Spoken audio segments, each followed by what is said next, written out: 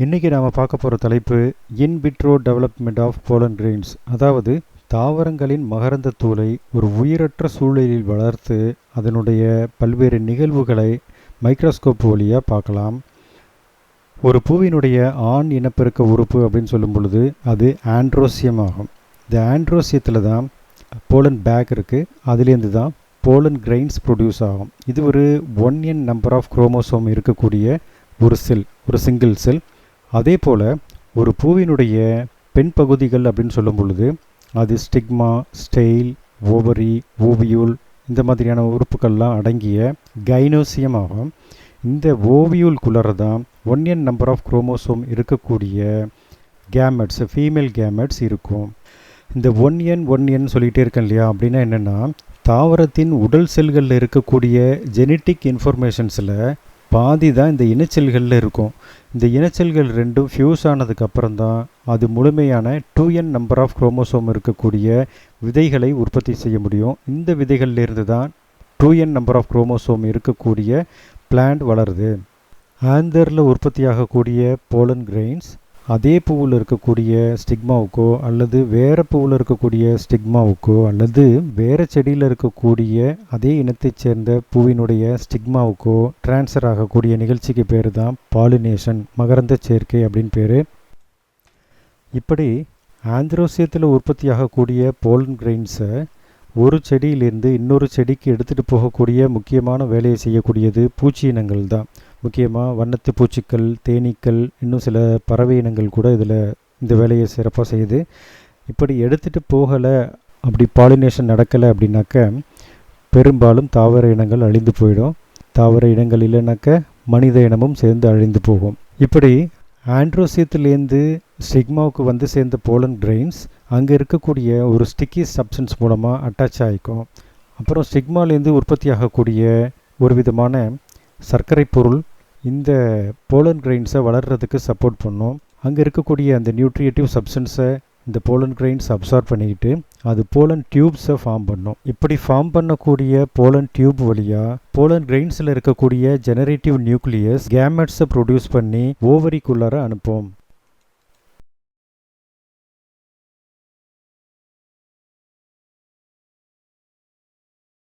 அடுத்ததாக pollen கிரெயின்ஸோட structure பற்றி பார்க்கலாம். போலன் கிரெயின்ஸ் பல்வேறு நிறங்களில், பல்வேறு வடிவங்களில் இருக்கும். பெரும்பாலும் முட்களோடு இருக்கும். இது பூச்சிகளோட ஒட்டிக்கொள்வதற்கும் ஸ்டிக்மாவில் அட்டாச் ஆகிறதுக்கும் ஹெல்ப்ஃபுல்லாக இருக்கும். சில போலன் கிரெயின்ஸ் வந்து முட்கள் இல்லாமையும் இருக்கலாம். இப்போ நீங்கள் பார்த்துட்டு இருக்கக்கூடியது ஹைபிஸ்கஸ் பிளான்ட்டோட போலன் கிரெயின். இந்த போலன் கிரெயின்ஸை பார்க்குறதுக்கு ரொம்ப ப்ராமினெண்ட்டாக ரவுண்ட் ஷேப்பில் நிறைய முட்களோட தெரியும். இது நல்ல க்ளோஸ்அப்பில் ஒரு 45x லென்ஸ் வச்சு பார்த்தோம்னா இந்த மாதிரி தெரியும். இதில் பார்த்திங்கன்னா வெளி அடுக்கு அப்புறம் உள் அடுக்கு நல்லா தெரியுது. மேலே இருக்கக்கூடிய முட்கள் நல்லா அழகாக ப்ராமினெண்ட்டாக தெரியுது. இது பார்க்குறதுக்கு ரொம்ப அழகாக கொரோனா வைரஸ் மாதிரி இருக்குல்ல. இந்த போலன் கிரெயின்ஸால் நமக்கு ஒன்றும் யூஸ் இல்லை. இதனுடைய முளைப்பு திறன் ரொம்ப கம்மியாக இருக்கும். அதனால் இதை பயன்படுத்த வேண்டாம்.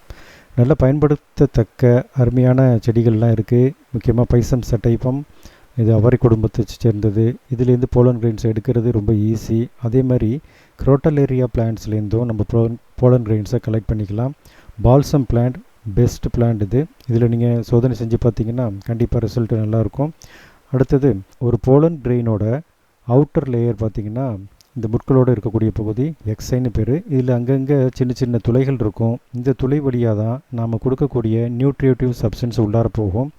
அடுத்தது பார்த்திங்கன்னா அடுத்த அடுக்கு பிளாஸ்மா மெம்பரைன். இது வந்து இன்டைன்னு சொல்லுவோம். இந்த இன்டைனுக்கு உள்ளார இருக்கக்கூடிய பகுதி பிளாஸ்மா. இதில் 2 நியூக்ளியஸ் இருக்கும். ஒன்று டியூப் நியூக்ளியஸ், இன்னொன்று பார்த்திங்கன்னா ஜெனரேட்டிவ் நியூக்ளியஸ். ஜெனரேட்டிவ் நியூக்ளியஸ்லேருந்து தான் கேமெட்ஸ் ப்ரொடியூஸ் ஆகும். இந்த டியூப் நியூக்ளியஸ் போலன் டியூப்ஸை ஃபார்ம் பண்ணுறதுக்கு உதவியாக இருக்கும்.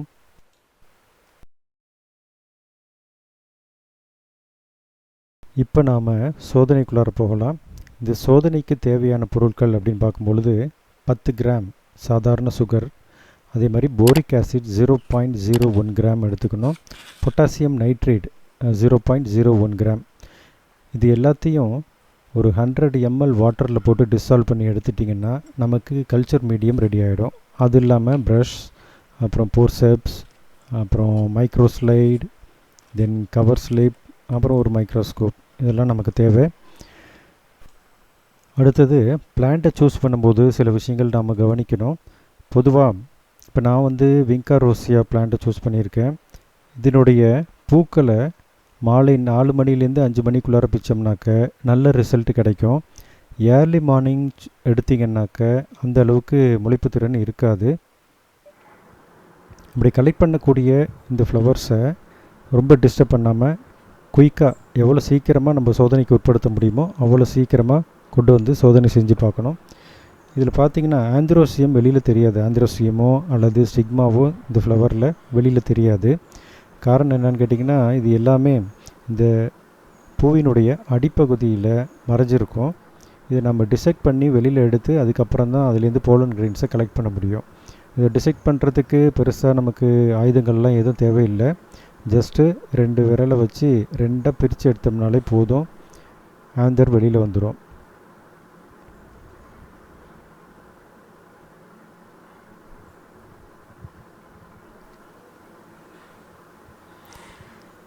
இப்படி ஆந்தரை கலெக்ட் பண்ணதுக்கப்புறமா அதை ஒரு பிளெயினாக கிளியர் ஸ்லைடில் டஸ்ட் பண்ணி விட்டுறணும். அதாவது இந்த ஆந்தரை ஸ்லைட் மேலே லைட்டாக டச் பண்ணுங்க போதும், போலன் கிரெயின்ஸ் எல்லாம் அந்த ஸ்லைட் மேலே ஒட்டிக்கும்.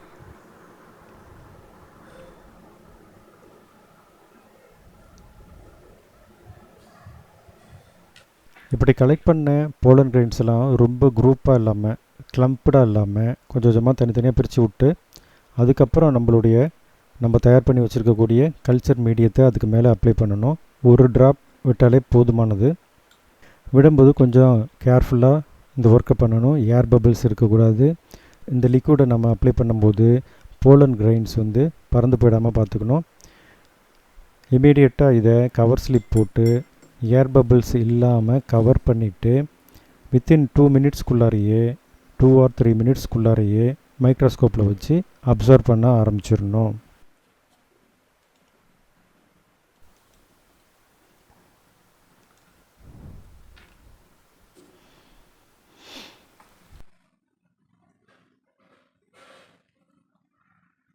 இப்போ நீங்கள் பார்த்துட்ருக்கிறது இந்த போலன் கிரெயின்ஸ் எல்லாம் குரூப்பாக ஒரு மாதிரி கிளம்படாக இருக்கு இல்லையா, இந்த ஏரியாவெல்லாம் விட்டுருங்க.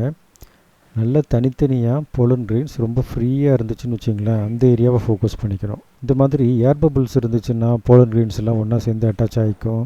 அதை நம்ம அப்சர்வ் பண்ணுறதுக்கு ரொம்ப டிஸ்டர்பாக இருக்கும். அதே போல் போலன் டியூப் வளர்கிறதும் ரொம்ப ஸ்லோ டவுன் ஆகிடும். அதனால் முடிஞ்ச அளவுக்கு தனித்தனியாக போலன் கிரெயின்ஸ் இருக்கக்கூடிய ஏரியாவுக்கு உங்கள் ஸ்லைடை நகர்த்தி ஃபோக்கஸ் பண்ணுங்கள். ஒரு 3-4 போலன் கிரெயின்ஸ் இருந்துச்சுன்னா நல்லது. ஏன்னா 1-2 முளைக்கலைன்னா கூட மற்றதை நம்ம அப்சர்வ் பண்ணுறதுக்கு யூஸ் பண்ணிக்கலாம். இப்போ இந்த இடத்துல நீங்கள் பார்த்துட்ருக்கீங்க இல்லையா, இதில் வந்து ஒரு 4 போலன் கிரெயின்ஸ் இருக்குது. ஆனால் 3 போலன் கிரெயின்ஸ் ஒன்றா சேர்ந்து இருக்குது. இதை நம்ம பிரிக்கணும் அப்படின்னாக்க நம்ம நீடில் வச்சு லைட்டாக கவர் ஸ்லிப்பை ஒரு ப்ரெஸ் பண்ணிங்கன்னா போதும். ரொம்ப அழுத்திடக்கூடாது, போலன் கிரெயின்ஸ் உடஞ்சி போயிடும். இப்படி இந்த மாதிரி பிரித்து விட்டதுக்கப்புறம் நீ பார்க்கலாம். இப்போ நீங்கள் பார்த்துட்ருக்கிறது 1 ஹவராக ரெக்கார்ட் பண்ண வீடியோ. அது வந்து ஒரு 1 மினிட்குள்ளார ரன் பண்ணியிருக்கேன். அந்தளவுக்கு டைம் எல்லாம் செட் பண்ணியிருக்கேன். இதில் போலன் கிரெயின்ஸ்க்கு உள்ளார நிறைய சேஞ்சஸ்லாம் நடக்கும் பாருங்கள். அதுக்குள்ளார இந்த போலன் டியூப் ஃபார்ம் ஆகும். இந்த போலன் டியூப் வழியாக தான் இந்த கேமெட்ஸ் வந்து மூவ் ஆகிட்டுருக்கும். இது ஒரு பர்டிகுலர் டயத்தில் அது பர்ஸ்ட் ஆகி அதுலேருந்து அதாவது கேமெட்ஸ் வெளியில் வர்றதை பார்க்கலாம். இப்போ கொஞ்சம் ஸ்லோவாக ரன் பண்ணுறேன். பிளாஸ்மா மெம்பரின்லேருந்து போலன் டியூப் அப்படியே ஃபார்ம் ஆகுது. இந்த போலன் டியூபுக்குள்ளார நிறைய மெட்டீரியல்ஸ் எல்லாம் உள்ளார போயிட்டுருக்கு. அதோடு சேர்ந்து கேமெட்ஸும் போயிட்டுருக்கு. இது அந்த அளவுக்கு தெளிவாக நம்மளால் பார்க்க முடியாது. அதுக்கு கொஞ்சம் வைட்டல் டைஸ் யூஸ் பண்ணால் பார்க்கலாம். இன்னும் கொஞ்சம் நேரத்தில் அதனுடைய முன்பகுதி பர்ஸ்ட் ஆகும் பாருங்கள்.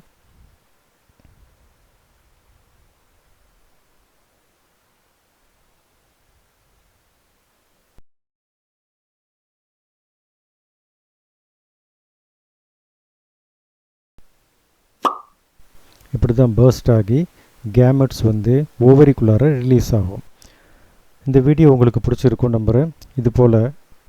இதுபோல் நிறைய வீடியோ உங்களுக்காக காத்திருக்கு.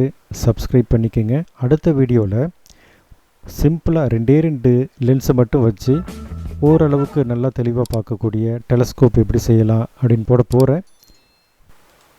தேங்க்யூ ஃபார் வாட்சிங். மீண்டும் அடுத்த வீடியோவில் சந்திப்போம்.